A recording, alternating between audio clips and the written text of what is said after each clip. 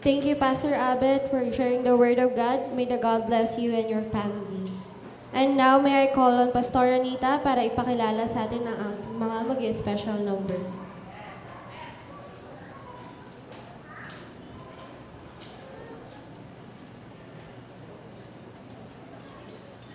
Talagang ipinagmamalaki ko ang tagat-tilagaan. Kasi doon ako ngayon.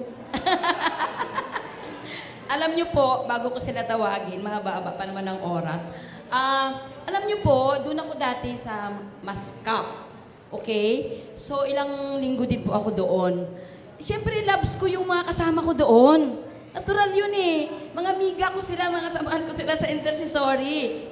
Pero alam niyo, isang araw, nagkaroon ng kulang yung kailangan, wala si Sister Leia. So, napapunta ako sa Tilagaan. Nung nandoon na ako, hindi na ako makaalis.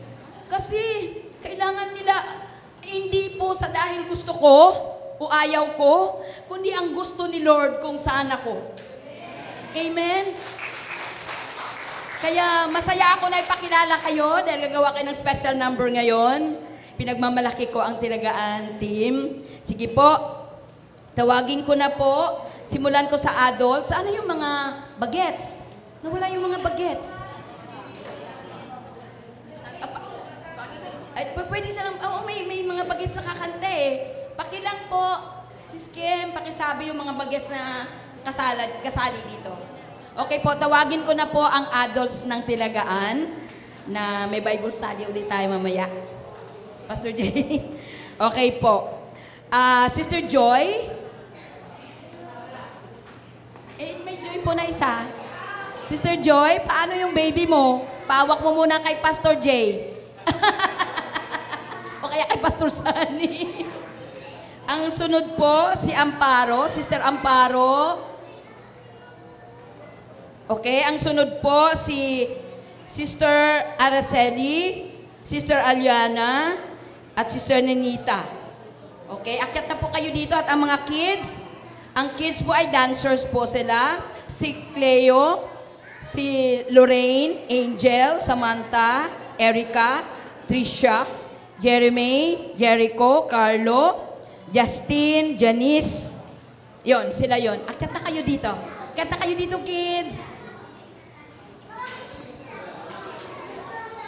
Gideon, yung sinabi ko kanina sa'yo na song. Thank you, Nak. O, halo na kayo. It's your turn. Halo na po kayo, mga sisters.